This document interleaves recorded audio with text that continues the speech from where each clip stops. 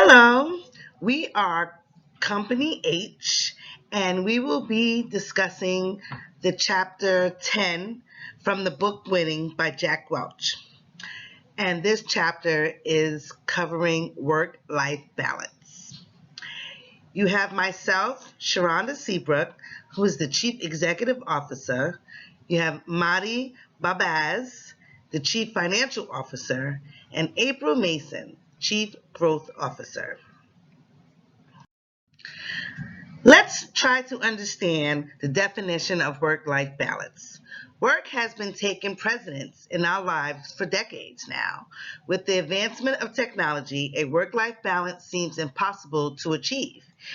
Everyone is available around the clock, and the fear of losing jobs makes us insensitive long hours. You might even think that any leisure time and self-care is a luxury, but it's actually not. Let's first define what work-life balance is not. Work-life balance does not mean equal balance. Trying to schedule an equal number of hours for each of your various work and personal activities is usually unrewarding and unrealistic. Life is and should be more fluid than that. Your best individual work-life balance will vary over time, often daily. The right balance for you today will probably be different for you tomorrow. The right balance for you when you are single will be different when you marry or if you have children or even when you start a new career versus when you're nearing retirement. There is no perfect one size fit all balance you should be starving or striving for. The best work life balance is different for each of us because we all have different priorities and different lives. Jack Welch says in this chapter, work life balance is a swap, a deal you've made with yourself about what you keep and what you give up. It is no coincidence that work life balance entered the public domain about the time that women, especially mothers in dual career households, started working in force. Suddenly, there was a whole group of people juggling two mutual executives and colliding demands, being great parents and great employees at the same time. Especially in the early days, the struggle to make everything work were messy and painful for many working moms. And their stories were filled with guilt and anger. Today, work life balance remains largely the preview of working mothers, and that they are the people most likely to be grasping at the issue daily. But without question, work-life balance is a concept has growth and expanded. It isn't just about how mothers make time for all the demands in their lives. It's about how all of us manage our lives and allocate our time. It's about priorities and values. Basically, work-life balance has become a debate about how much we allow work to consume us. No matter what balance you choose, you'll have to make trade-offs.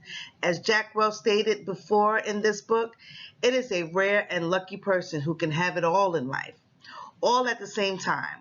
Usually that's not the case. Working parents who want to be very involved in their kids' lives, for instance, often must give up some of their ambition. People who put business success fit most likely must give up some level of intimacy with their kids. Your boss's top priority is competitiveness. While work-life balance was increasingly front and center during the 1990s, the debate about it has only intensified throughout the years. In this chapter, Jack Welch mentioned that today there isn't any CEO or company can ignore it. In fall 2004, for instance, the New York Times ran a front page three-part series on work-life balance and job stress. That same week, Fast Company's cover story was entitled, Still Worried About Work-Life Balance? Forget it. But here's how to have a life anyway. There's a whole consulting industry devoted to the subject. and too many books and websites about it to even estimate a number. Jack Welch also discussed in this last chapter that no expert on just how individuals should prioritize the various parts of their lives, and how he has always felt that choice is personal anyway. But he has dealt with dozens of work-life balance situations and dilemmas as a manager, and hundreds more as a manager of a manager. And over the past several years, he has heard from many people, both bosses and employees, about the complex issue. From all these experiences, Jack Welch has a sense of how bosses think about work-life balance. Whether they tell you or not, you may not like their perspective, but you must face it. There's lip service about work-life balance, and then there's reality.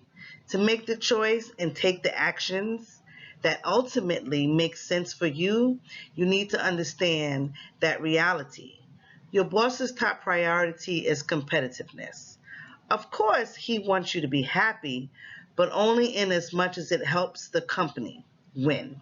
In fact, if he is doing his job right, he is making your job so exciting that your personal life becomes a less compelling draw. Satisfied people tend to stay where they are and work with more enthusiasm. Let's remember, good bosses don't want their people to feel unbalanced. But more than that, bosses want to win. That's what they're paid for. And that's why they want all of you. Your brain, your body, your energy, and your commitment.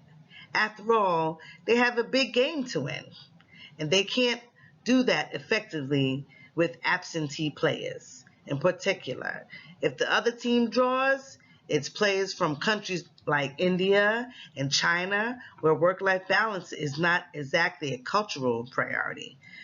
The fact is, work-life balance is a luxury enjoyed largely by people who trade time for money, and vice versa. Your boss is fully aware that most competitors in the global market do not invite their people to decrease their productivity in the name of work-life balance. That's why when your boss thinks about meeting your work-life balance need, he or she is guided by the question, how can I accommodate this person and keep him or her totally committed to the job? The truth is, your boss wants 150% of you. And if you're good enough, he will do almost anything to get it, even if your family wants 150% as well. It's not the boss's wants it's not that the boss wants you to give up your family or your hobbies or any other interests you may have. It's not that diabolical. They're just driven the desire to capture all the energy and harness it for the company. Every time you think about your work-life balance issues, remember what your boss is thinking about, and that's winning. Your needs may get heard and even successfully resolved, but not if the boss's needs aren't met as well. The key word is if. Most bosses are perfectly willing to accommodate work-life balance. Challenge is if you have earned it with performance. The key word is if. There are bosses out there who think, I never got any kind of special help with my work-life issues, and I'm not going to give any. Each person has to make it on their own. There are people who don't have children who frankly resent their coworkers who are parents, who ask for a special pass because their family responsibilities. The reality of the workplace is that there are very few special passes. Yes, bosses are agreeable to giving people the flexibility to come and go as they please, but only if they have earned it with their performance and results. The way Jack Welch describes it in this chapter is the way work-life balance really works as an old-fashioned chit system. People with great performance accumulate chits, which can be traded into flexibility. The more chits you have, the greater your opportunity to work with when, and how you want. You cannot talk about the CHIT system, however, without mentioning FaceTime. FaceTime is a big deal at most companies, especially when it comes to promotions. Despite all the technology that makes virtual work possible, most managers are simply more comfortable promoting people they've gotten to know in the trenches. People whom they've seen in meetings and in hallways or lived with through a tough crisis. Your work from offsite may be spectacular. You may be the most productive person on your team. Your current job may not even technically require you to come into the office. But when push comes to shove at promotion time and qualifications are close, bosses will almost always give the job to the devil they know. And nothing makes a person familiar like showing up. When you think about work-life balance, know that to get in most companies, you have to earn it. That process will take time. One last thing to know about the CHIT system. To people just entering the workforce, it often seems unfair. Why, they wonder, do they have to wait to get freedom and flexibility you want? But more experienced people tend to get that. In fact, many see they give and take of chits are perfectly equatable. Finally, bosses like to, for them, it's a win-win deal. Company brochures are mainly for recruiting purposes only. Bosses know that the work-life policies in the company brochures are mainly for recruiting purposes and that real-life work arrangements are negotiated one-on-one. A company brochure can be a sight behold with its glossy photos and long list of lifestyle benefits, such as job sharing and flex time. But most people know that the last time you looked at the company brochure is the first day at work, when you fill out your insurance paperwork in the HR office. In fact, most savvy people realize quickly that most brochure work-life balance programs are primarily a recruiting tool aimed at new candidates. Real work-life balance arrangements are negotiated by bosses and individuals on an as-need basis using the performance for flexibility CHIT system we just talked about. The CHIT system requires a special environment. If you want real-life work balance, find a company that accommodates it as part of everyday business. The point here, don't get carried away with work-life policies and programs advertised in virtual every corporate brochure. If you want real-life work balance, find a company that accommodates it as part of its everyday business. Now, there are ways to promote your team's work-life balance. Ask employees what they need. Many associations are working with limited budgets and staff, so being strategic about the benefits your organization offers is important. Start to reassess your current benefits packaging by asking staff what they need and what they want. This can simply this can be as simple as conducting an anonymous online survey. Allow staff to indicate their current challenges with work-life balance and to describe the policies or amenities that they would like to see added or even modified. When you've collected the feedback, thank your employees for sharing and do your best to honor their request. Then keep the lines of communication open so employees know that they can call you if anything changes. Consider flexible work arrangements is another one. Flexibility means different things to different employees. For some, it's the ability to work remotely one or more days a week. Other employees can benefit from setting their own office hours. For people who act as caregivers for children, parents, or other family members, a modified schedule a modified schedule can save significant time and money and reduce lots of stress. If your organization isn't ready to offer remote work or a modified schedule, consider giving employees the flexibility to run midday errands, attend family events in the afternoon, or take loved ones to the doctor during work hours. These approaches usually require a bit more planning and coordination than having everyone work the same 9 to 5 schedule, but adapting them will show that you recognize that your employee are a multidimensional people with responsibilities outside of work. Another one would be create a workplace that encourage healthy behavior. Work-life balance also involves employees' physical and mental health. You can support your team's good health with few simple measures. If your office is in a large building that has a health center or gym, make sure your employees have access to it.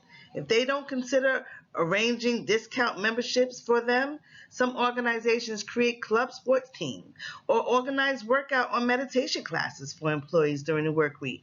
If your organization doesn't have the bandwidth for those activities, you can encourage small shifts in behavior.